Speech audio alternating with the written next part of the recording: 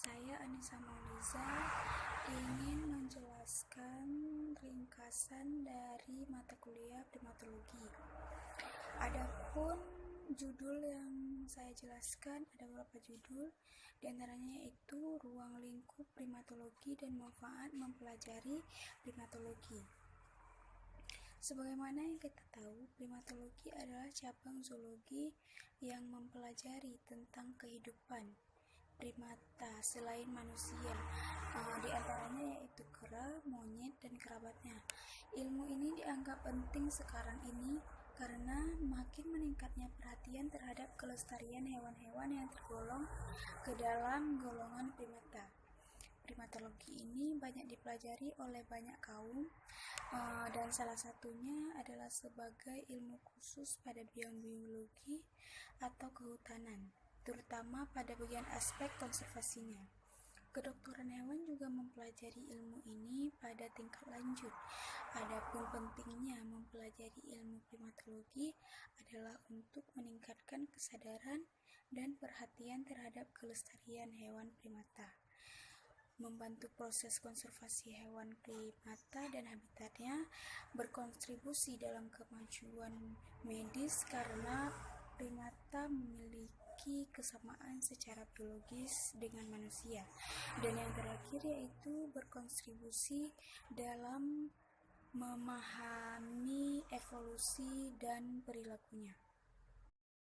Kemudian saya ingin menjelaskan karakteristik dan sistematika primata. Primata adalah anggota kelompok yang berisi semua spesies yang umumnya terkait dengan lemur, kera, dengan kategori yang terakhir termasuk manusia. Primata ditemukan di seluruh dunia. Primata non-manusia kebanyakan ditemui di Amerika Tengah dan Amerika Selatan, Afrika, dan Asia Selatan. Beberapa spesies ada sejauh utara di Amerika seperti Meksiko Selatan dan sejauh utara di Asia seperti Jepang Utara. Adapun ciri-ciri atau karakteristik yang dimiliki oleh primata yaitu semua primata adalah keturunan pemanjat pohon. Mereka menunjukkan ciri adaptif yang memungkinkan mereka memanjat pohon. Kemudian memiliki sendi bahu yang berputar yang memungkinkan mereka untuk menggunakan lengan mereka dengan sangat efektif dalam memanjat pohon. Kemudian jari kaki dan ibu jari yang terpisah untuk menggenggam. Mobilitas jari tangan dan jari kaki dengan kebalikan dari ibu jari membuat kemampuan tangan primata. Visi stereoskopik, yaitu primata memiliki kemampuan visual yang lebih baik daripada mamalia lainnya. 50% korteks cerebral pada primata terlihat dalam fungsi pemeriksaan visual. Otak primata relatif besar terhadap ukuran tubuhnya dibandingkan dengan mamalia lainnya, dan periode kehamilan yang panjang sehubungan dengan ukuran hewan. Adapun sistematika dari primata adalah yang pertama yaitu Strepsirrhini. Mereka memiliki ujung hidung yang besar dan tidak mempunyai bulu. Mereka adalah yang pertama dari subordo primata yang berevolusi. Mereka disebut primata bawah dan juga disebut sebagai promisia. Yang kedua yaitu lemur. Mereka ditemukan eksklusif di pulau-pulau Madagaskar dan pulau-pulau Comoro di dekatnya.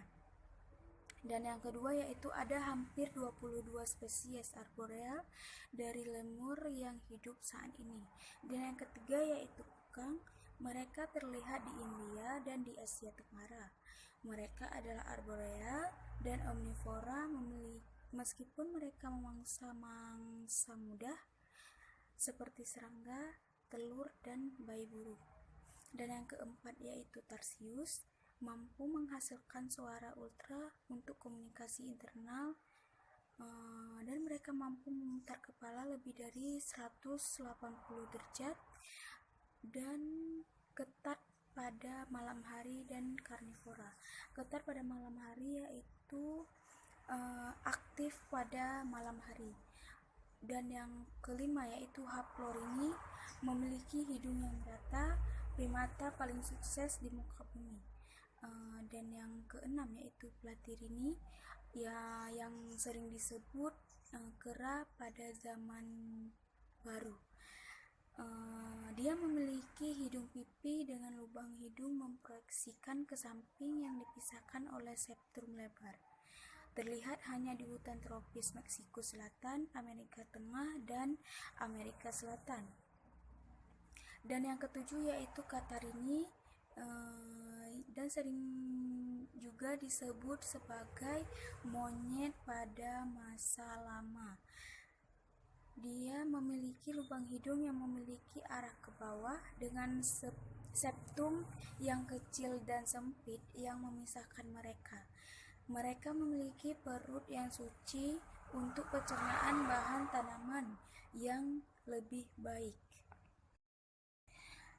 Dan judul yang ketiga adalah evolusi dan biografi dari primata. Berdasarkan bukti paleontologis yang ditemukan di Amerika Utara dan Eropa, primata mungkin telah berevolusi 55-60 juta tahun yang lalu di benua ini.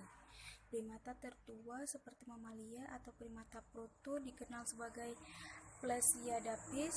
Mereka ditemukan di Amerika Utara dan Eropa pada era Kenozoikum dan diyakini telah punah pada akhir zaman Eosin. Fosil primata sejati pertama ditemukan di Amerika Utara, Asia, dan Afrika yang termasuk dalam zaman Eosin. Mereka menyerupai lemur saat ini. Telah dipercaya oleh banyak monyet muncul di dunia lama. Kemudian evolusi prosimian terjadi selama zaman Oligosen. Semua spesies yang hidup primata masa kini berevolusi sekitar 30 tahun yang lalu. Perkiraan terbaru mengungkapkan bahwa ada 230 hingga 270 spesies primata yang saat ini ada. Dan yang keempat yaitu struktur dan fungsi organ pada primata. Struktur dan fungsi organ pada primata meliputi ukuran tubuh primata. Ukuran tubuh primata dipengaruhi oleh jenis makanan yang dikonsumsi, seperti kelompok primata Galago, lemur, tarsius, dan marmoset memiliki ukuran tubuh yang kecil karena kelompok ini cenderung pemakan serangga dan memperoleh nutrisi dan protein dari serangga. Adapun primata yang bertubuh besar cenderung memakan daun, contohnya monyet howler dan Columbinae. Kondisi gigi primata mempengaruhi tingkah laku makan primata.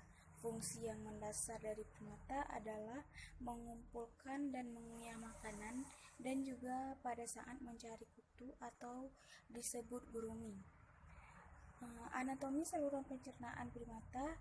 Primata pemakan tumbuhan memiliki adaptasi saluran pencernaan, yaitu spesialisis anatomi pada lambung, sekum, dan usus besar yang fungsi fisiologinya sesuai untuk memakan serat tumbuhan dan dapat melakukan detoksifikasi terhadap kandungan senyawa yang terdapat pada tumbuhan.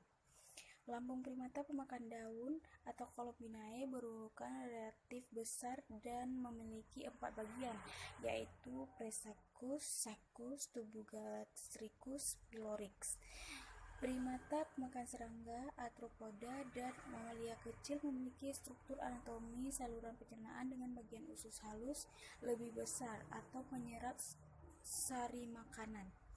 Primata seringkali membuang chitin karena terlalu keras atau memecahkan chitin dengan menggunakan giginya atau enzim chitinase dan fermentasi dalam sekum. Dan yang terakhir yaitu lutung Jawa.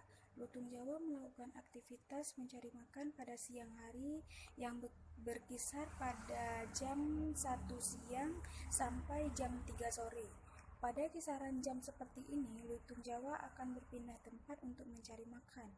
Lutung Jawa akan beristirahat setelah mencari makan, seperti duduk tanpa melakukan aktivitas apapun. Lutung Jawa juga melakukan aktivitas membersihkan diri dengan cara menggosok, meraba, menelisik, dan menggigit bagian tubuhnya. Lutung Jawa juga melakukan aktivitas bersuara pada sore hari, di mana ketua kelompok lutung Jawa ini akan memanggil anggota kelompoknya untuk kembali ke pohon tempat tidurnya. Demikian presentasi dari saya, lebih dan kurang saya mohon maaf. Wabillahi taufiq wal hidayah. Assalamualaikum warahmatullahi wabarakatuh.